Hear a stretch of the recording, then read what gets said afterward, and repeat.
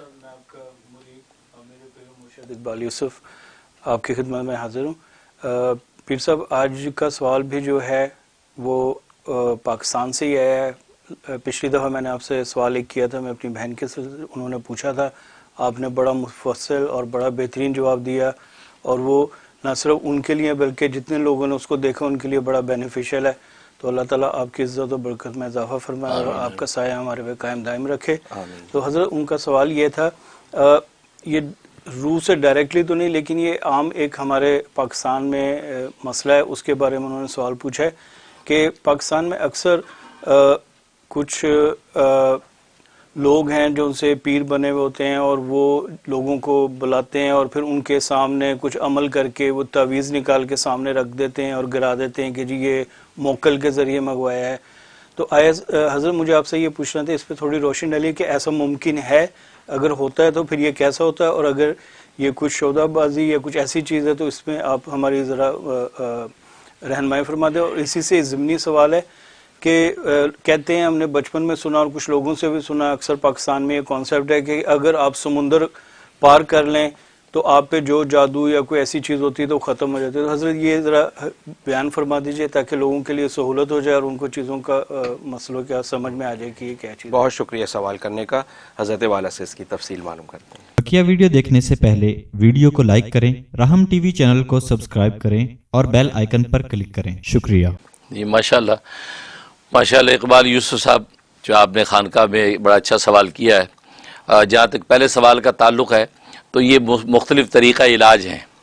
ज़ाहिर कि स्पिरिचुअल रूहानी एक तरीक़ा इलाज जिसको कहते हैं कि जैसे इंसान जो वो एलोपैथी का इलाज है, इसी तरह यूनानी इलाज है और होम्योपैथी का इलाज है, वैद का इलाज है और तिब का इलाज है। इसी तरीके से ये जो है गोया कि ये रूहानी इलाज जिसको हम कहते हैं, ये गोया कि वज़ाइफ के ज़रिए, कुरानी आयात के ज़रिए से, ये भी एक तरीक़ा इलाज है और तरीक़ा इलाज के तौर पे ये मुख्तलिफ़ आमलीन ये करते हैं।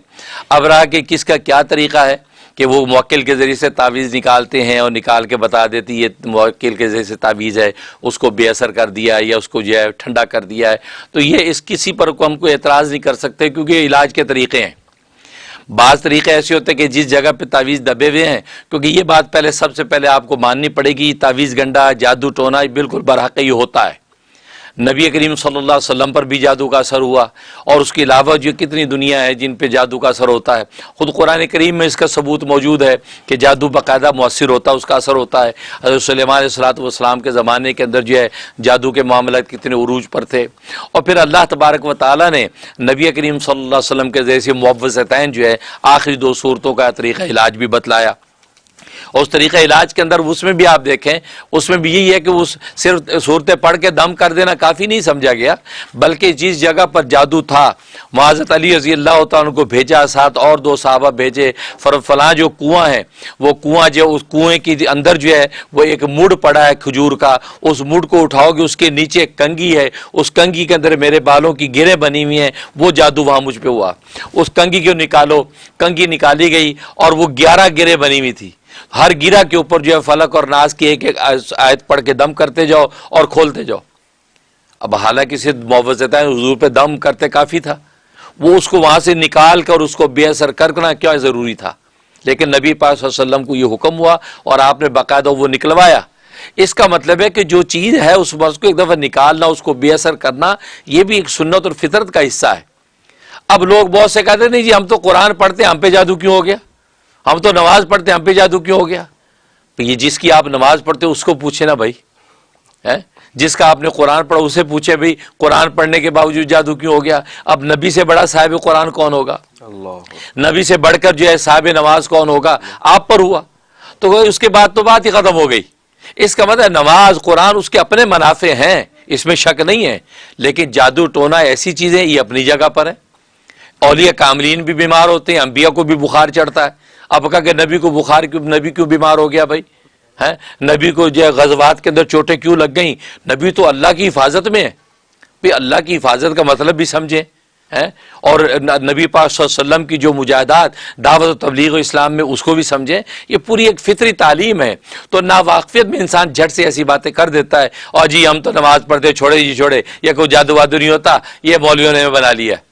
یہ سارے جو پکڑ بازی پیسے کمانے کے، بھائی پیسے کمانے والی کماتے بھی ہوں گے، کہ وہ ڈپلیکیٹ تو ہوتی ہے ہر چیز کی، اور جس چیز کی ڈپلیکیٹ ہو اس کا مطلب اصلی ضرور ہے، جینون ضرور ہے۔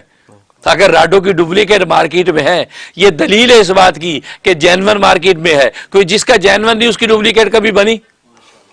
اس کا اگر کوئی ڈپلیکیٹ عامل آ گیا مارکیٹ میں اور وہ پیسے بنا رہا ہے اور آپ کو دھوکہ دے دیا، تو اس کا مطلب یہ نہیں آپ پوری مارکیٹ کو 2 نمبر سمجھے۔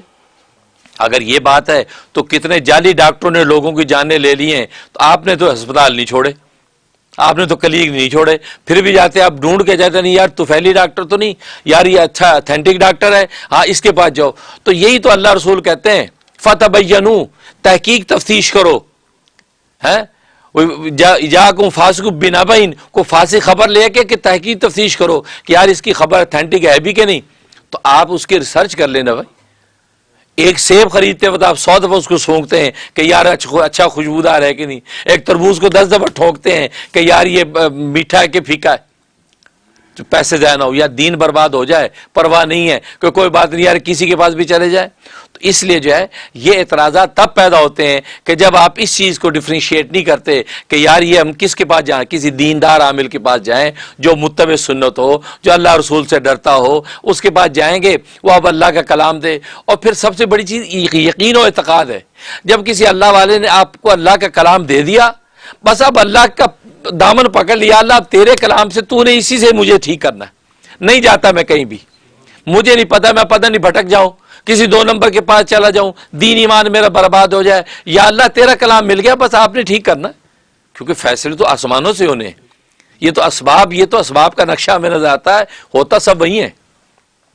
اس لیے جو ہے تو یہ طریقے علاج ہیں کہ مختلف عامل لوگ کرتے ہیں، اور یہ بھی ایک طریقہ علاج ہے کہ موکلوں کے ذریعے سے وہ نکالا جاتا ہے اور نکالنے کے بعد اس کو بے اثر کرتے ہیں، لیکن اب کرنے والا دیکھیں کہ وہ آپ کی نظر میں کتنا مستند ہے۔ اگر مستند ہے آپ سمجھیے جو عمل کر رہا ہے یہ بھی مستند ہے، اگر خدا نہ خواستہ وہ آدمی 2 نمبر ہے، نہ نماز نہ روزہ، وہ جناب ساری بدماشیاں اور ساتھ آپ کو یہ سارے چالیں دکھا رہا ہے، اب آپ کو خود ہی سمجھنا چاہیے یار اس میں کیا برکت ہوگی، اس سے بہتر یار بیماری پڑا رہا ہوں، ایمان تو نہ بیچوں میں۔